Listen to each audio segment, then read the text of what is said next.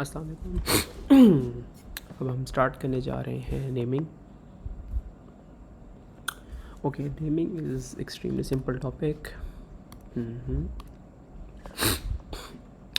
अच्छा, सबसे पहले हम एक आ जाता है स्केलेटल फार्मूला। अब मिसाल के तौर पे यहाँ पे लिखा हुआ है ना 1 2 3 4 और फिर यहाँ पे डबल बॉन्ड मिसाल के तौर पे आ गया। अब आपने ये करना है कि डॉट्स लगा लेने हैं। 1 यहाँ पे इस तरह कर लेना, ये हो गया 1 2 3 4 और यहाँ पे कर लें ओके 1 2 3 4 यूँ यूँ यूँ। अब 3 और 4 के बीच ये 3 बनता है ना और ये 4 बनता है, इनके बीच आपने डबल बॉन्ड शो करना है तो ये यूँ शो कर लेंगे। That's it. स्केलेटल फार्मूला पूरी ऑर्गेनिक केमिस्ट्री में इस लेवल पे इतना ही है। या हो सकता है मिसाल के तौर पर अगर यहाँ पे क्लोरीन ऐड कर दें सेकंड नंबर पे क्लोरीन तो फिर ये Cl हो जाएगा यूँ। दैट्स इट, और कुछ भी नहीं है इसके अंदर। अच्छा, अब एक और चीज़ आ जाती है, अगर तो आपको जब नेमिंग करनी है वो किस तरह करेंगे। यहाँ पे मिसाल के तौर पे आ जाता है ना 1 2 3 4 Br, सही है, और ये हो जाएगा मिसाल के तौर पे ये यूँ हो गया। और ये आप इस तरह कर सकते हैं। अब यहाँ पे चेक करें कि ये 1 कार्बन 2 3 4, ये किस तरह होगा 2 ब्रोमो 2 ब्रोमो। अब टोटल कार्बन काउंट कर लें 4 है ना, 2 ब्रोमो और 2 bromo butanoic acid, sorry 2 bromo butanoic acid, ये यूँ होगा। अब आपके पास और आ जाता है।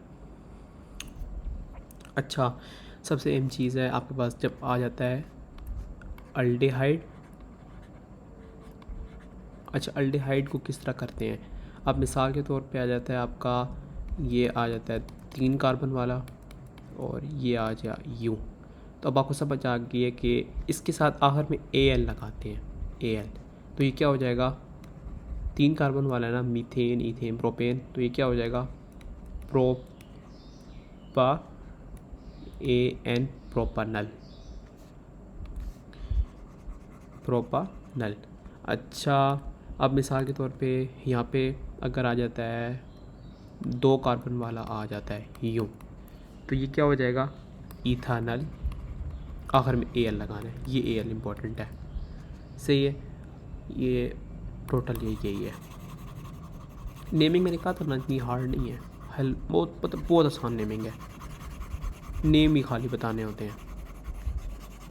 वो खुद ही आपको ओ लेवल से भी इतना आइडिया हो जाता है कि नेमिंग किस तरह की जाए, इतने इसमें टेंशन वाली बात नहीं होती।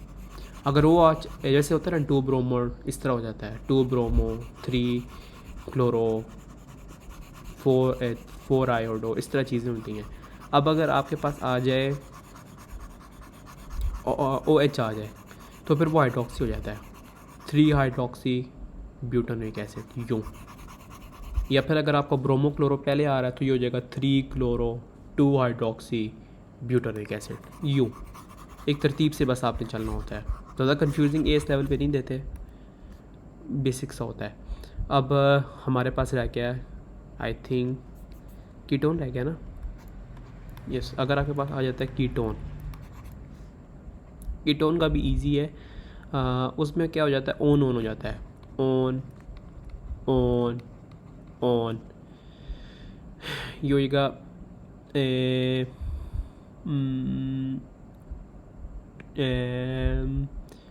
प्रोपेन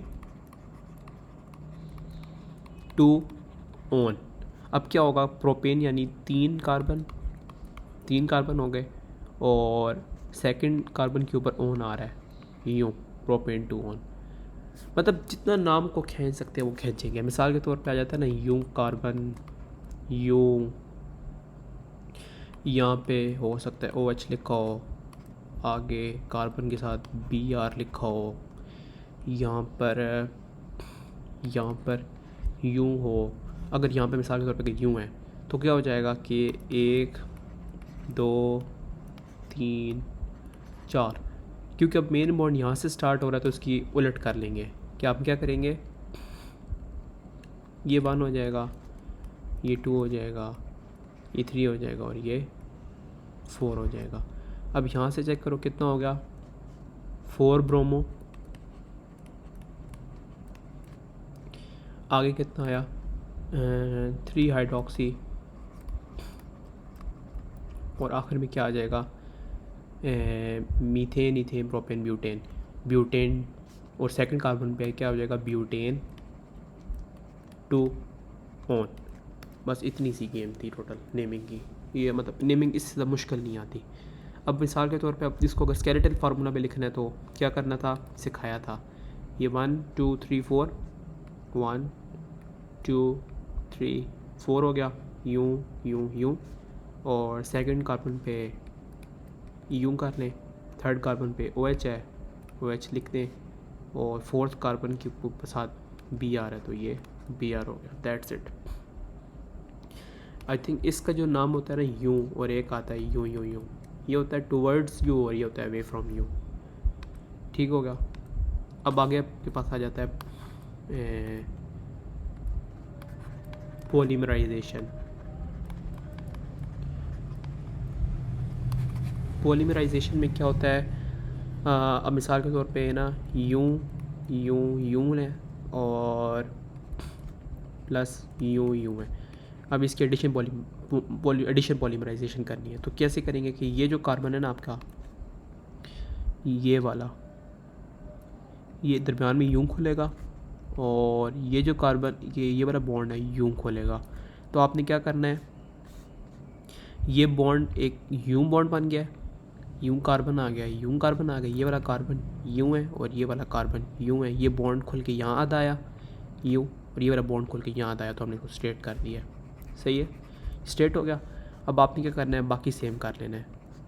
वही आपके पास कार्बन आ गया और वही कार्बन आ गया, हाइड्रोजन हाइड्रोजन, बाकी हाइड्रोजन पूरे कर लें आप। अब यहाँ पे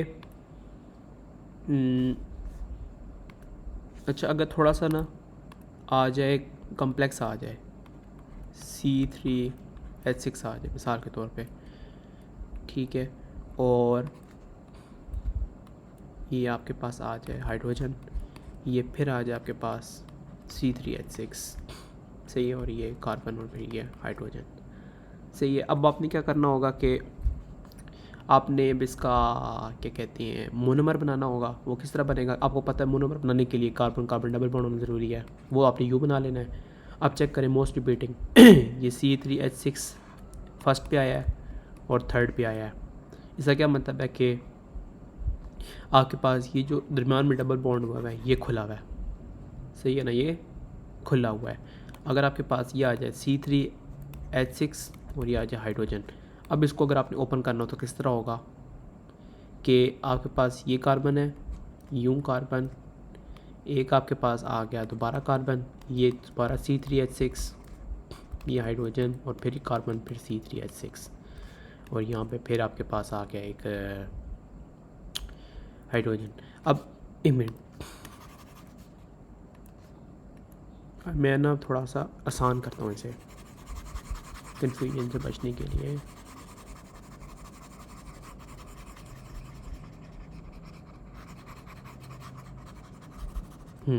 बेसिकली ये ओ लेवल्स वाला सेम टॉपिक है, बस रिवीजन चल रही है उसकी। अब अगर आपने इसको खोलना है तो किस तरह खोलेंगे, आप क्या करते हैं कि यूँ बनाए एक लाइन, यूँ करें, सही है, एक यूँ लाइन बनाए और इसको यूँ करें, दरम्यान में कार्बन है, यूँ कार्बन, यूँ हो गया। अब आप समझें ये जो था ना आपका एक ही साइड पे आधा खोल गया और एक यूँ खोल गया, ठीक है, एक यहाँ पे खोल गया और एक यहाँ पे खोल गया, और ये वापस सेम टू सेम लिखते हैं C3H6, ये हाइड्रोजन, ये हाइड्रोजन और ये हाइड्रोजन, ये आपका क्या बन गया, पॉलीमर बन गया, ये आपका क्या है, मोनोमर है। That's it. इस लेवल पे भी इतना नहीं है। अक्सर थोड़ा सा कर देते हैं, क्या करते हैं कि ये अगर बना हुआ है ना, एक मिनट, ये आया हुआ ना अगर मिसाल के तौर पे कार्बन डबल बॉन्ड कार्बन, और यहाँ पे भी कार्बन है, और इसका वो कहें कि आपने बनाना है मोनोमर बनाना है, सही है। तो अब क्या होगा कि जब आपकी ये वाले बॉन्ड खुलेंगे ना, अब चेक करें कि ये जो बॉन्ड है ना, ये आपके साथ ऐसा ऊपर आ जाएगा, सही है। इसको इजी करके लिख लें, कार्बन, ये क्या हो गया CH3, ये हाइड्रोजन, ये यूँ, ये कार्बन, ये हाइड्रोजन और ये हाइड्रोजन। उसको फिर आप लोगों को पता है एडिशन पॉलीमर किस तरह बनाना है, वही ब्रैकेट लगानी है, कार्बन यूँ ब्रैकेट लगानी है यूँ, ये आ गया आपके पास CH3 हाइड्रोजन हाइड्रोजन और हाइड्रोजन, इतना ही था। मतलब एडिशन पॉलीमराइजेशन और पॉलीमराइजेशन इटसेल्फ ये टॉपिक हमारा हो गया कंप्लीट। अब हमारे पास आ जाती हैं, हमने पॉलीमराइजेशन कवर कर ली है, रिएक्शंस कवर कर ली हैं, और तमाम चीज़ें इस तरह की हमने कवर कर ली हैं। अब हमारे पास एक लास्ट रह गई है, रिवीजन रह गई है, नेमिंग भी हो गई है, पॉलीमराइजेशन हो गई है, एक लास्ट रिवीजन रह गई है 10 मिनट्स की, फिर पास्ट पेपर के 5-6 क्वेश्चन है, और फिर हमारा यहाँ पे सेशन ऑर्गेनिक केमिस्ट्री का एंड हो जाएगा। और बाद में मैं फिर अलग से वीडियोस बनाऊंगा जिसके अंदर अपना अलग से पास्ट पेपर्स कराऊंगा।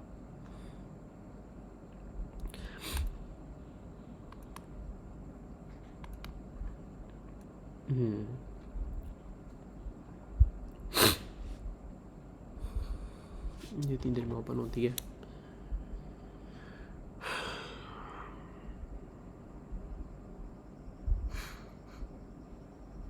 ओके ओके ओके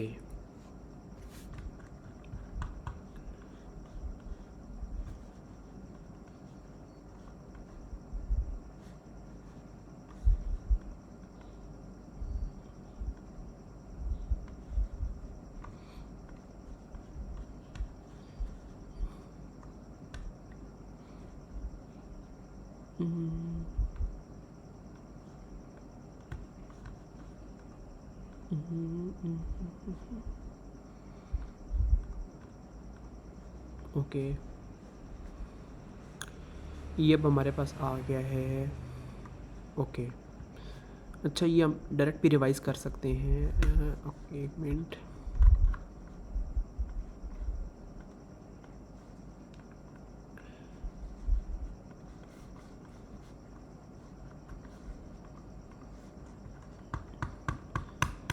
ये थोड़ा सा ओके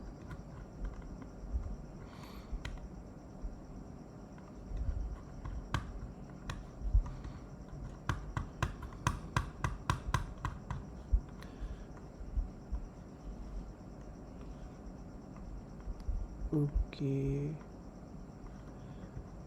ठीक हो गया जी। ओके, रिवील्स करते हैं स्टार्ट।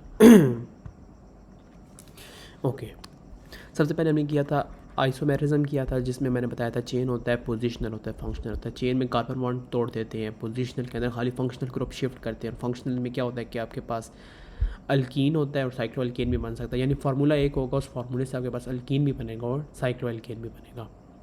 फिर आपके पास ऑप्टिकल आइसोमर होता है। ऑप्टिकल आइसोमेरिज्म में मैंने आपको बताया कि non super impossible mirror images are called optical isomer. वो मैंने आपको डायग्राम से सारा एक्सप्लेन किया कि इसमें टुवर्ड्स यू का मतलब होता है, इसमें अवे फ्रॉम यू होता है, इसको बस शिफ्ट करना होता है, स्वाइप करना होता है, मिरर इमेज बेसिकली। फिर क्या होता है, सिस ट्रांस होता है, जो आपको मैंने बताया था कि सिस का कैसे पता लगाते हैं और ट्रांस का कैसे पता लगाते हैं। अब सिस का चेक करें कि आपके पास ये भी बी आ रहा है और ये भी बी आ रहा है। अब आपको समझ आ गई सिस है, ये हाइड्रोजन और ये बी आ रहा है, तो ये होगा ट्रांस। अगर तो ये दोनों बॉन्ड सेम हो, यानी बी आर यहाँ पे भी और यहाँ पे भी बी आर हो, तो वो ना सिस है ना वो ट्रांस है, वो एक सिंपल जस्ट वन सिंगल आपके पास आएगा आइसोमर। आगे आ जाता है आपके पास एक why alkanes are least reactive. Okay okay, ये आपके पास आ जाए alkanes are least reactive, all bonds are sigma bond, ये भी आप लोगों को मैंने बता दिया था, सही है। और all bonds are non polar, याद कर लेना है। फिर आगे जाता है फर्स्ट रिएक्शन हमारे पास आता है free radical substitution reaction of alkanes आ जाता है, जिसके अंदर आपके पास होमोलिटिक फ्यूजन होती है, Cl2 का इस्तेमाल होता है। 3 प्रोसेस है, इनिशिएशन, प्रोपोगेशन, टर्मिनेशन। इनिशिएशन में आपके पास Cl2 जो होता है आपस में होमोलिटिक फ्यूजन करके फ्री रेडिकल्स बनाता है, वो फ्री रेडिकल दोबारा नॉर्मल मॉलिक्यूल से रिएक्ट करता है, तो फिर क्या होता है आपके पास जो मेन प्रोडक्ट होता है उसमें से एक बॉन्ड टूट जाता है, उसके पास एक आपके पास वो फ्री रेडिकल में कन्वर्ट हो जाता है, वही दोबारा एक और नॉर्मल मॉलिक्यूल बन जाता है। H को जो टूटता है वो Cl के साथ रिएक्ट करके HCl बन जाता है। दोबारा जो H आपके पास होता है फ्री रेडिकल होता है, दोबारा Cl2 के साथ रिएक्ट करता है और फिर आपके पास एक प्रोडक्ट बन जाती है। टर्मिनेशन में दोबारा आपके फ्री रेडिकल्स आपस में रिएक्ट करते हैं, जैसे इस एग्जांपल में कर रहे हैं। अच्छा, यहाँ पे चेक करें। ओके, अच्छा इस एग्जांपल में चेक करें कि आपके पास ये वाला जो स्टेप होता है इसके कोई नंबर नहीं होते, इन दो के नीचे जो होते हैं इनके नंबर होते हैं। आपने ऐसा लिखना होता है। आगे आ जाता है आपके पास अल्कीन्स आ जाता है। अल्कीन्स के अंदर आपके पास आ जाता है इलेक्ट्रोफिलिक एडिशन रिएक्शन। आपके पास फ्री रेडिकल सब्स्टिट्यूशन रिएक्शन हो गया, अब आपके पास आ जाता है electrophilic addition reaction. Electrophilic addition reaction में मैंने आपको बताया था कि आपके पास एक न्यूक्लियोफाइल होता है, इलेक्ट्रोफाइल होता है। इलेक्ट्रोफाइल आपके पास इलेक्ट्रॉन रिच स्पीशी है और न्यूक्लियोफाइल आपके पास इलेक्ट्रॉन रिच स्पीशी है। इसमें क्या होता है, नेगेटिव चार्ज होता है, लोन पेयर होता है, डबल कार्बन आइटम होते हैं और ट्रिपल बॉन्ड भी होता है। इसमें वही होता है एंटी मार्कोनिकॉफ रूल्स होता है कि negative part of the adding molecule will always attack the side having less number of hydrogen bond. अब यहाँ पे चेक करें कि आपके पास जो HCl है, यहाँ पे जो HCl आपके पास वो रिएक्ट कर रहा है जहाँ पे हाइड्रोजन कम है, राइट। और बाकी आप लोगों को पता है मैकेनिज्म उसका। आगे आ जाए, या को मैंने बताया था कि एक ज़्यादा क्यों होता है, क्योंकि एक ज़्यादा स्टेबल होता है क्योंकि उसके अंदर मोर इलेक्ट्रॉन डोनेटिंग ग्रुप्स होते हैं। अच्छा, आपके पास ये हो गया। आगे आ जाता है oxidation and alkenes. Oxidation and alkenes में मैंने आपको बताया था कि आपके पास क्या होता है, एक होता है cold dilute acid cold dilute very important, cold dilute acidified KMnO4, और फिर दोनों के साथ हाइड्रोक्सी ग्रुप्स लग जाते हैं, OH ग्रुप्स लग जाते हैं। फिर आपके पास केस 1, केस 2, केस 3 आ जाता है। केस 1 में अगर आपके पास 2 हाइड्रोजन होते हैं तो वो कार्बोक्सिलिक एसिड में कन्वर्ट होता है। केस 2 के अंदर एक अल्काइल ग्रुप होता है, 1 हाइड्रोजन होता है। अगर आपके पास केस नंबर 1 में यह था कि आपके पास जब 2 हाइड्रोजन्स अवेलेबल होते हैं एक साइड के ऊपर, वो CO2 और H2O में कन्वर्ट हो जाता है। उससे पहले वो एक मिथानोइक एसिड बनता है, फिर आगे से उसकी ऑक्सीडेशन होती है, CO2 और H2O बन जाता है।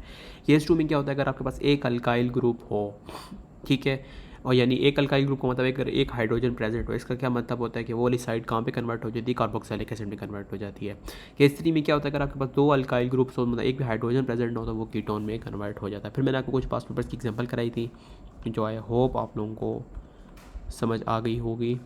आगे जाता है SN2 जो हमारा रिसेंट स्टार्ट हुआ था। हेलोजन एल्केन के अंदर क्या होता है, SN2 होता है, SN1 होता है अवेलेबल। SN1 और SN2 के अंदर के पास क्या होता है कि रेट ऑफ रिएक्शन कैसे तेज़ होता है, वो मैंने आपको बताया था कि दोनों रिएक्टेंट्स जो होते हैं वो भी इनकी कंसनट्रेशन तेज़ करें, जबकि SN1 में खाली जो उसका मेन रिएक्टेंट होता है खाली उसकी कंसनट्रेशन तेज़ करने से आपका रेट ऑफ रिएक्शन इंक्रीज़ कर जाता है। फिर रेडिकल सब्स्टिट्यूशन रिएक्शन हो गया, इलेक्ट्रोफिलिक एडिशन रिएक्शन हो गया, हेलोजन एल्केन SN2 SN1 भी हो गया हमारे पास। इसके अंदर मैंने आपको बताया था कि आपके पास मेटल हाइड्रोक्साइड होता है, यानी सोडियम हाइड्रोक्साइड इथेनॉलिक फॉर्म में या अल्कोहलिक फॉर्म में, या फिर आपके पास सादा वाटर के साथ रिएक्शन हो। इसमें अल्कोहल तो बन जाता है लेकिन वाटर के साथ आपका क्या होता है, स्लो रिएक्शन होता है। मैंने आपको सारी रीजनिंग साथ बताई थी। अगर आपके पास पोटेशियम साइनाइड है, KCN है, वो अल्केन नाइट्राइल बना लेता है, और अल्केन नाइट्राइल के आगे से एसिडिक हाइड्रोलिसिस होती है जिसके अंदर वो कार्बोक्सिलिक एसिड में कन्वर्ट हो जाता है, और वो इसके साथ रिएक्टेंट कौन से होते हैं, वाटर होता है और HCl भी होता है। प्रोडक्ट के अंदर NH4Cl भी बनाता है। क्योंकि ये क्वेश्चंस बार बार फ्रिक्वेंटली पूछी जाती है तो मैं आप लोगों को करा रहा हूँ, सही होगा।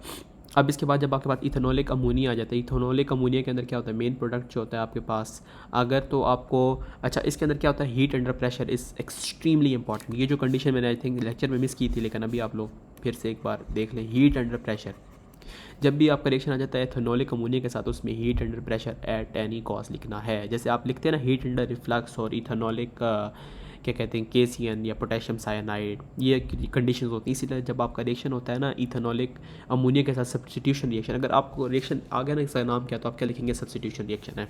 इसके अंदर क्या होगा कि NH3 जो होता है ऊपर जो लोन पेयर होता है वो NH2 में कन्वर्ट हो जाता है और साथ आपके पास नॉर्मल प्रोडक्ट बन जाता है, और आप कुछ जाने की ज़रूरत नहीं है। आगे आपको मैंने बताया था SN2 रिएक्शन में किस तरह करते हैं और SN1 रिएक्शन कैसे करते हैं, वो आप लोगों को आई होप याद होगा। अच्छा, आगे आ जाता है आपके पास हेलोजन एल्केन का रिएक्शन, कार्बोकैटाइन किस तरह बनता है, और वो सारा भी आप लोगों को क्लियर हो जाएगा। क्लियर हुआ है बल्कि। अच्छा, आगे आ जाता है एलिमिनेशन रिएक्शन। एलिमिनेशन रिएक्शन में आपके पास, आपको पता है क्या होता है कि आपके पास जो अल्फा कार्बन होता है हाइड्रोजन रिमूव होता है और बीटा कार्बन हाइड्रोजन रिमूव होता है, दरम्यान में डबल कार्बन बॉन्ड आ जाता है, दैट्स इट। और इसका रिएक्शन मैकेनिज्म हमारे सिलेबस में नहीं है।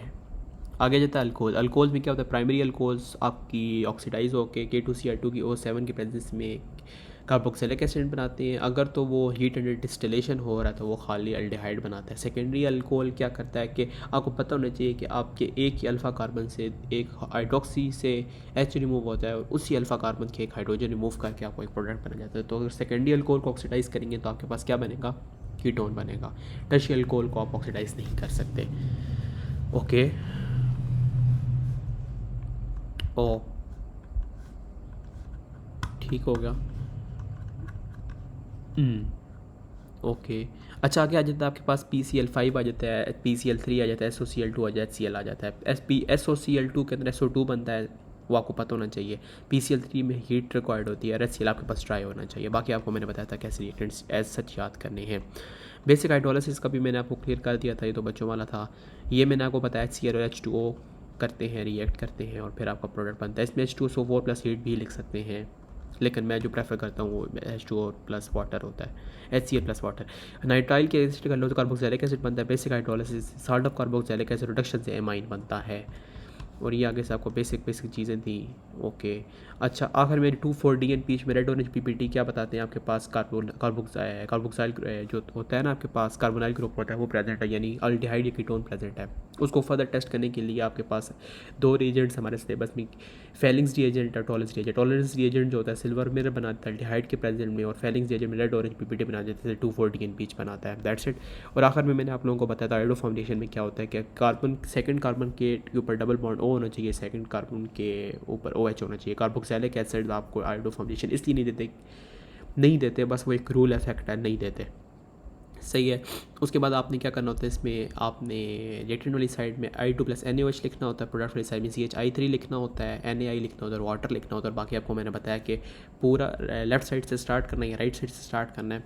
एक तो है ना डबल कार्बन, सेकंड कार्बन के ऊपर डबल बॉन्ड O हो या फिर OH हो, उसको इग्नोर कर देना है, दूसरी साइड से स्टार्ट करना है। अगर आपके पास कुछ साइड नहीं तो HCONA लिख देना है। अगर आपके पास कुछ है तो उसको इंक्लूड करके आखिर में CO लिख के फिर आखिर में O और Na एक्स्ट्रा डालना होता है। ये आप लोगों ने एज सच क्रैम कर लेना। अब हमारी रिवीजन भी मुकम्मल हो गई है। इसके बाद हमने करने हैं कुछ पास्ट पेपर्स के 5 to 6 क्वेश्चंस, देन आप लोगों का ऑर्गेनिक का पार्ट हो जाएगा एंड।